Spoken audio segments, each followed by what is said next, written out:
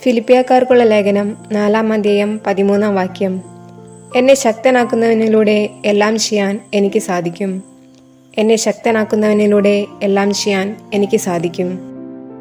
യോഹന്നാൻ 14-ാം അധ്യായം 26-ാം വാക്യം. എന്നാൽ എൻ്റെ നാമത്തിൽ പിതാവ് അയക്കുന്ന സഹായകനായ പരിശുദ്ധാത്മാവ് എല്ലാ കാര്യങ്ങളും നിങ്ങളെ പഠിപ്പിക്കുകയും ഞാൻ നിങ്ങളോട് പറഞ്ഞിട്ടുള്ളതെല്ലാം നിങ്ങളെ അനുസ്മരിപ്പിക്കുകയും ചെയ്യും. എന്നാൽ എൻ്റെ നാമത്തിൽ പിതാവ് അയക്കുന്ന സഹായകനായ പരിശുദ്ധാത്മാവ് എല്ലാ കാര്യങ്ങളും നിങ്ങളെ പഠിപ്പിക്കുകയും ഞാൻ നിങ്ങളോട് പറഞ്ഞിട്ടുള്ളതെല്ലാം നിങ്ങളെ അനുസ്മരിപ്പിക്കുകയും ചെയ്യും. സെഫാനിയ 3-ാം അധ്യായം 17-ാം വാക്യം. നിന്റെ ദൈവമായ കർത്താവ്, വിജയം നൽകുന്ന യോദ്ധാവ് നിന്റെ മധ്യയുണ്ട്.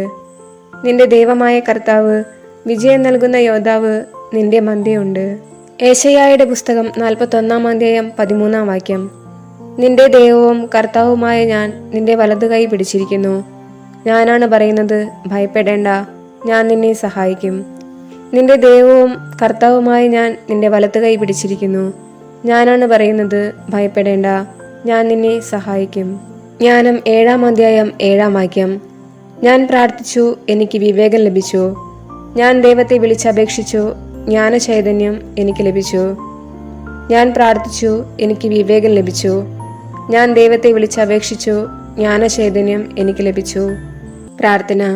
കർത്താവേ, വിജയം നൽകുന്നവനായ ദൈവമേ, എൻ്റെ അധ്വാനത്തെയും പഠന വിഷയങ്ങളെയും നിന്റെ കരങ്ങളിൽ ഞാൻ സമർപ്പിക്കുന്നു.